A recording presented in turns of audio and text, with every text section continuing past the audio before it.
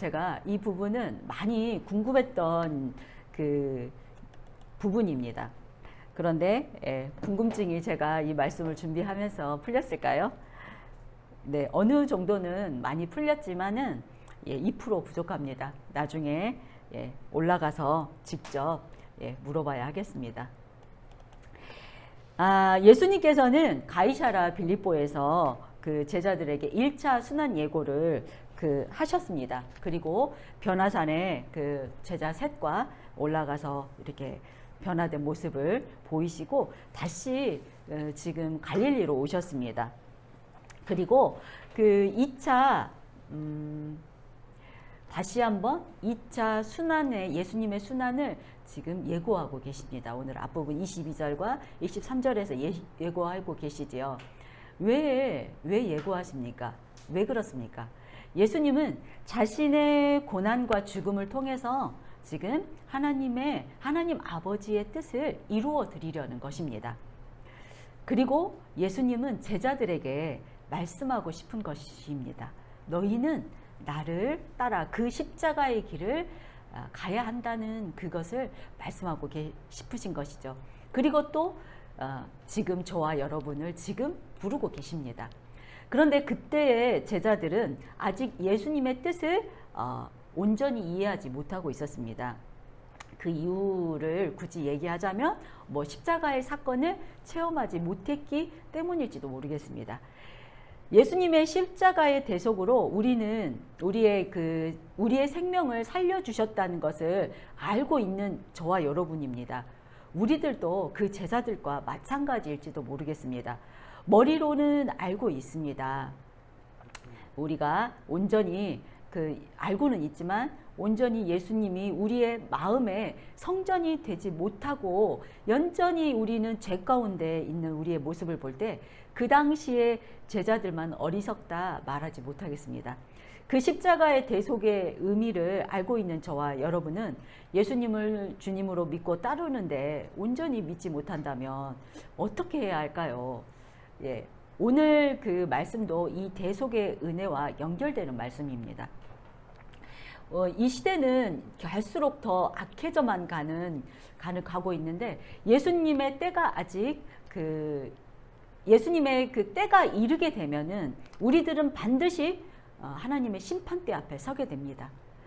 우리들은 한치 앞을 알 수 없는 그런 인생을 살아가고 있습니다.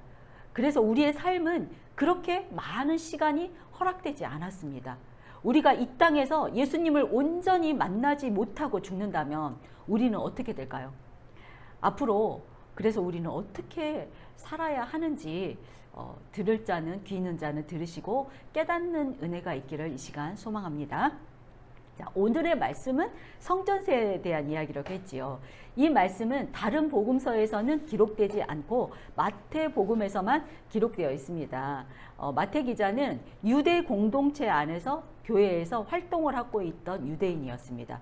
아마도 오늘 말씀은 유대인 기독교인들에게 필요한 말씀이었을 것이고 아직 개종하지 않는 그 유대인들에게 무엇인가 더 말하고 싶었을 것으로 생각됩니다. 그래서 아마 마태 기자만 이 기록을 했겠지요. 자, 마태 기자는 무엇을 말하고 싶었을까요? 여러 주장들이 있지만 오늘 말씀을 나누면서 아마 그 의미를 알아볼 수 있지 않을까 합니다. 자, 24절입니다.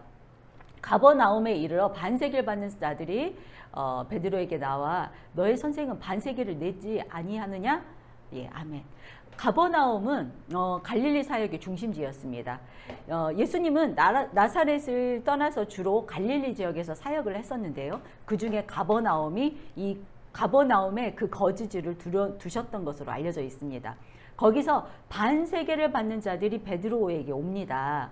이 반세계를 받는 자들이라는 것은 성전에서 성전세를 받는 사람들입니다. 로마 제국에서도 특별히 유대 지역에서만 그 허락한 이 성전 세금입니다. 이 세겔이라는 단위는 은의 무게를 재는 단위입니다. 그런데 우리가 여기에서 한 가지 보고 가야 할 것은 그 시대에 예수님 당시에 어떤 그 동전으로 어떤 세겔로 받았느냐면은 두로에서 주조한 두로 세겔을 사용됐다고 합니다. 근데 그 두로 세겔은 두로에서 만들어진 그 세겔은 동전 한 면에는 로마 신화에 나오는 헤라클라스를 뜻하는 그 얼굴이 새겨져 있었고요. 그 뒷면에는 로마의 군대를 나타내는 독수리가 새겨져 있었고, 그 둘레에는 로마를 찬양하는 글귀가 적혀 있었다고 합니다. 그런데도 성전에서 사용되는 이 성전 세겔을 왜 이 두로 세겔로 사용되었을까? 그 이유는 은의 순도가 이 두로 세겔이 다른 곳에서 만든 것보다 훨씬 높았기 때문이라고 합니다. 이 동전에 새겨진 그 그 우상의 그 의미보다도 은의 무게가 더 중요했다는 것이었습니다. 이것으로 볼 때 예수님 당시에 유대 종교 지도자들이 얼마나 썩었었는지를 보이시죠. 썩었었는지 우리가 볼 수 있습니다. 예수님께서 성전을 뒤엎으실 수밖에 없는 그런 상태였던 것입니다. 가룟 유다가 받은 그 은 30세겔도 아마 이 동전으로 받았었겠죠. 여기까지가 예수님 당시의 세겔에 대한 이야기입니다. 이 성전세를 받는 이 그 반세겔은 언제부터 유래했었냐면은 출애굽기 30장에 나와 있습니다. 출애굽기 30장 12절 제가 읽어드리겠습니다. 네가 이스라엘 자손의 수요를 조사할 때에 조사받는 각 사람은 그들을 계수할 때 자기의 생명의 속전을 여호와께 드릴지니 이는 그들을 계수할 때에 그들 중에 질병이 없게 하려 함이라. 아멘. 하나님이 이스라엘 백성들에게 직접 명령하신 것입니다. 이 성전세는 각 사람의 생명의 속전이라고 하십니다. 하나님이 생명의 속전이라고 하시는 이유는 하나님이 출애굽할 때 6월절에 이스라엘 백성을 살려주신 생명값이라는 의미입니다. 이 성전세는 생명을 대속하는 기념이라고 하셨습니다. 그 출애굽 30장 이후에 계속 읽어보면은 그 성전세에 대해서 나오지요. 각자의 생명값이기 때문에 부자나 가난한 사람들이나 모두 똑같이 반세겔씩 내라고 하셨습니다. 이 성전세는 20세 이상 유대인 남자 성인들은 다 내야 하는 세금입니다. 인두세와 비슷하지요. 반세겔의 가치는 지금 그 성인 남자의 이틀분에 해당하는 품삯이라고 합니다. 요즘으로 치면은 기준이 정확하지는 않겠지만 이틀분이니까 약 40만 원 정도 되지 않을까 싶습니다. 그런데 왜 여자들은 안 내고 남자들만 내나요? 여자는 사람이 아닌가요? 예, 그 이유에 대한 추측은 하루품이 아니라 이틀분을 내라고 했었죠. 이 고대에서 그 출애굽 시대에도 그렇고 예수님 시대에도 그렇고 유대 여인들은 밖에 나가서 경제 활동을 하지 못합니다. 그러니 당연히 돈이 없겠지요. 그래서 남자들이 이틀분을 내서 여자의 그 하루분까지 해서 이틀분에 해당하는 그것은 여자애까지 같이 해서 각자 하루분을 냈던 것이라고 이렇게 하루품삯이라고 어떤 목사님이 이렇게 말씀하시더라고요. 예, 제가 생각하기에는 그것이 맞는 말 같습니다. 그래서 하나님께서는 과부와 고아를 잘 돌보라고 명령했을 거라 생각이 되어집니다. 자, 성전세가 생명의 속전이라고 했습니다. 우리의 생명을 살려준 것에 대한 이 감사의 마음을 표현하는 헌금이겠지요. 예수님이 이 땅에 오신 이유는 우리의 생명을 살리기 위해서이지요. 그래서 오늘날에 우리는 이 성전세를 내야 할까요? 네, 그 당시 사람들에게도 십자가의 그 대속의 그 값을 예수님이 지불하러 오셨기 때문에 우리는 생명값은 이미 다 지불되었습니다.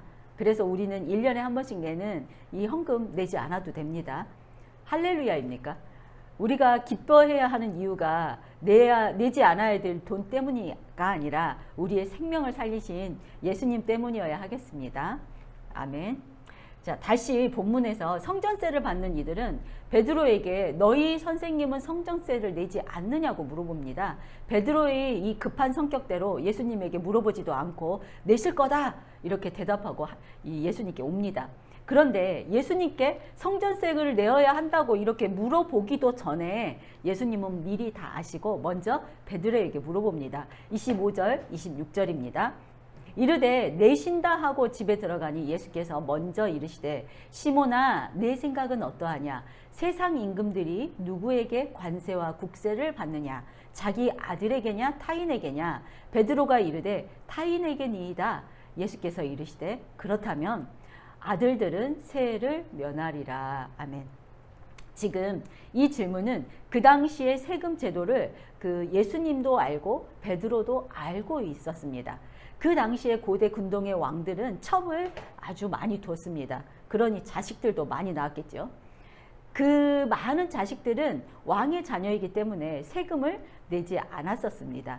세금은 자신들이 지배하는 사람들과 외국인들에게 받고 있었습니다. 자녀들에게는 당연히 받지 않았었지요. 베드로가 지금 그렇게 답하고 있는 것입니다. 그리고 26절 후반부에 예수님께서 제자들과 우리들에게 하시고 싶은 말씀이 있습니다. 그렇다면 아들들은 세를 면하리라. 아멘. 왕의 자녀들은 세를 면제받습니다. 여기에 쓰인 아들들은 지금 복수형입니다. 예수님은 하나님의 독생자이신데 그리고 당연히 성전의 주인이시기 때문에 세금을 내지 않아야 하는 게 당연한데 아들들이라고 했습니다. 그것은 제자들과 저와 여러분도 이 택함받은 하나님의 자녀이기 때문에 성전세를 납부하지 않아도 된다는 뜻입니다. 예수님이 우리에게 말씀하고 싶은 말씀이 바로 우리가 하나님의 자녀라는 이 말입니다. 저와 여러분은 하나님의 자녀된 이 자의 이 정체성을 가지고 살아가시기를 주님의 이름으로 축원드립니다. 네, 성전세가 그때 출애굽 때 왜 필요했습니까? 그 예수님 당시에도 성전세는 무엇이냐면 회막을 보수하고 성전을 관리하기 위해서 쓰라고 하나님께서 이게 직접 명령하셨습니다. 그런데 성전 되시는 예수님이 오시고서는 생명의 대속을 위한 이 성전은 더 이상 필요하지 않았습니다. 마태가 여기에 이것을 기록한 이유입니다. 하나님의 나라가 가까이 온 시점에서 이 단락이 꼭 필요가 있었던 것입니다. 새로 태어나는 그리스도인들은 왕의 자녀들이기 때문에 세금을 낼 필요가 없고 왕 대신 예수님은 예법을 덮는 메시아라는 말을 하고 싶었던 것입니다. 마태는 유대 공동체의 교회에서 활동하고 있었다고 했지요. 그는 자신이 이렇게 자신의 민족인 유대인들이 메시아 예수님을 알아보지 못하고 있는 것이 가장 안타까웠을 것입니다. 그래서 그들이 지켜왔던 성전에 대한 충성과 또 예수님으로 인해서 율법적인 이 성전에서의 자유라는 문제를 여기에서 해결하고 싶었을 것입니다. 처음에 질문 드렸던 마태 기자가 여기에 사건을 기록한 이유가 여기 있다고 하겠습니다. 그러나 지금 예수님께는 아주 중요한 일이 남아있지요. 바로 십자가의 사건이 남아있습니다. 이러한 일들로 인해서 그 유대 지도자들과 마찰을 일으키길 원하지 않으셨습니다. 예수님은 여기에서 보여주신 이 교훈이 바울이 고린도인들에게 그 썼던 고린도서에 있던 이 그 믿음이 약한 자들이 넘어지지 않도록 믿음이 강한 사람들이 할 수 있으나 하지 않는 것과 같습니다. 고린도 지방의 고기는 모두 신전에서 그 제사를 드린 후에 시장으로 유통되기 때문에 그 지방에서 고기를 사 먹는다는 것 자체가 제사 음식을 먹는 것입니다. 그 이유로 아직 믿음이 연약한 이들이 실족하지 않기 위해서는 같이 먹지 않았다는 이런 그 바울이 그 말하고 있었지요. 다른 사람들을 위한 사랑과 배려였습니다. 예수님과 예수님에게 아마 배웠던 것이겠죠. 예수님은 이어서 말씀하십니다. 27절입니다. 그러나 우리가 그들을 실족하지 않게 하기 위하여 내가 바다에 가서 낚시를 던져 먼저 오르는 고기를 가져 입을 열면 돈 한 세겔을 얻을 것이니 가져다가 나와 너를 위하여 주라 하시니라. 아멘. 예수님께서 베드로에게 바다로 가서 낚시로 물고기를 잡아서 가장 먼저 잡은 물고기 입에서 한 세겔이 준비되어 있으니 그것을 가져다가 너와 나를 위해서 성전세를 내라고 하십니다. 그동안에 예수님의 기적과 이사를 보더라도 또 우리가 그 오병이어의 기적을 보았지 않았습니까? 예수님은 이것으로 볼 때 무엇이든지 가능하십니다. 지금 이 시점에서는 말씀으로 그 자리에서 한 세계를 만들어내는 것은 너무나 간단하고 쉬운 일인데 왜 굳이 바다로 가서 낚시로, 낚시라는 단어는 신약성경 전체에서 지금 이 부분만 유일하게 나온다고 합니다. 고기를 잡아서 그 중에서 가장 먼저 잡히는 그 물고기에서라는 이 수고를 베드로에게 시키십니다. 하지만 이것은 기적적입니다. 왜 이렇게 하라고 이렇게 시키고 계실까요? 그 이유를 두 가지로 생각해 보았습니다. 첫 번째 이유는 예수님은 창조주가 되신다는 것을 알게 하십니다. 그리고 그냥 단순히 기적만이 아니라 예수님의 말씀하신 그 이후에 성취된다는 것을 보여주십니다. 베드로에게 명령하신 것이 그대로 이루어지는 것을 우리가 볼 수 있습니다. 베드로도 볼 수 있습니다. 예수님은 전능자 하나님이시고 이 세상을 지으시고 통치하시는 하나님이시고 물고기 하나 잡히는 것도 하나님의 허락이 없이는 되지 않는다는 것을 보여주고 계십니다. 예수님은 시간과 공간을 통치하시고 세상 만물을 모두 알고 계시고 지금 보고 계십니다.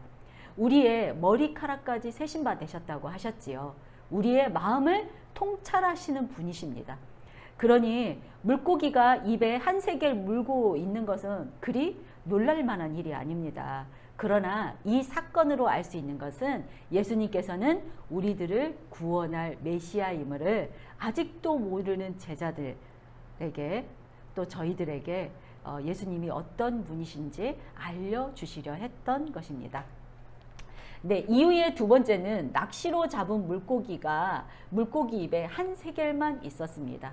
네, 이것은 바로 공급하시는 하나님이십니다. 우리의 생각에는 그물로 많은 물고기를 잡아서 그 모든 물고기 입에 금동전이나 보석이 들어있었다면 얼마나 좋았겠습니까? 예수님께 새 옷도 한 벌 사드리고 불쌍한 사람들에게 기부도 좀 하고 이렇게 하면 참 좋을 것 같지 않습니까? 네, 저의 생각입니다. 그런데 여러분도 이런 생각 다 한 번씩 해본 적 있지 않으십니까? 교회에 건축헌금, 구제헌금, 감사헌금도 많이 하고 힘든 이웃도 좀 도와주고 그리고 나도 좀 만난 것도 사 먹고 또 같이 나누어 먹고 네, 저만 그렇겠습니까? 그러나 공급하시는 하나님은 우리에게 꼭 필요한 만큼 공급해 주십니다. 광야에서 만나와 메추라기를 안식일 전에는 전날을 제외하고는 하루 분량씩만 허락하신 것과 같습니다. 꼭 필요한 만큼을 공급해 주시는 하나님입니다. 주기도문에도 일용한 양식만을 구하라고 하셨습니다. 하나님께서 만약 원하신다면은 우리에게 많은 것을 주실 수 있는 분입니다. 그러나 그렇게 하시지 않는 이유가 무엇일까요? 하나님을 위해서일까요? 아니시지요. 바로 우리를 위해서였습니다. 우리 인간들은 많은 재물을 가진다거나 또 많은 재능이 있다고 스스로 생각되면은 하나님과 멀어지려고 하는 경향이 있습니다. 멀어진다는 표현보다는 하나님을 찾지 않게 됩니다. 하나님 없이도 잘할 수 있을 것 같은 교만함 때문입니다. 오늘날 지금 세대는 돈이 최고의 권력이고 계급이 되는 시대입니다. 그 돈을 위해서라면은 부모와 자식도 저버리는 시대이고 돈을 위해서라면 끔찍한 범죄도 서슴지 않습니다. 세상은 이렇게 점점 더 악한 세상이 되어가고 있고 또 이 돈으로 인해서 더 악해지는 것도 있습니다. 예수님을 찾아왔던 부자 청년도 모든 율법을 지켰지만 결국 한 가지 놓지 못한 것이 그가 가진 재산 때문이었습니다. 그가 가진 재물이 많음으로 예수님을 따르지 못하고 근심하며 떠나갔습니다. 예수님께서 분명하게 말씀하셨습니다. 재물이 많은 자는 하나님 나라에 들어가기 어렵다 말씀하셨습니다. 그리고 하나님과 재물 두 주인을 섬기지 못할 것이다 라고도 말씀하셨습니다. 이 외에 재물에 대한 경계의 말씀은 너무나 많습니다. 그만큼 돈이 많으면 예수님 믿고 천국 가기가 어렵다는 말입니다. 저도 가장 무서운 것은 돈의 유혹입니다. 돈을 벌기 위해서 저의 열심을 사용하고 싶어지는 마음이 가끔씩 생깁니다. 그래서 저의 믿음이 혹시나 변질되지 않을까 걱정되는 이 요인은 감당 못할 이렇게 풍족한 물질이 생길 때 그때가 되지 않을까 이렇게 걱정되기도 합니다. 오늘 마태복음의 이 말씀, 오늘 마태 기자가 말하려는 이 의도로 인해서 이 물고기 입 속에 있었던 한 세겔의 의미가 이렇게 급조된 것처럼 작은 기적으로 축소되어 보이지만은 이 말씀을 듣는 저와 여러분은 공급하시는 하나님의 의도를 더 깊이 깨달아 알아가는 시간이 되시기를 주님의 이름으로 축원드립니다. 자, 적용해 보십시오. 여러분이 가장 중요한 가치로 생각하는 것은 무엇입니까? 예수님입니까? 돈입니까? 자신의 내면에 들어있는 생각을 깊이 들여다보는 시간이 되시기를 부탁드립니다. 찬양하고 기도하겠습니다.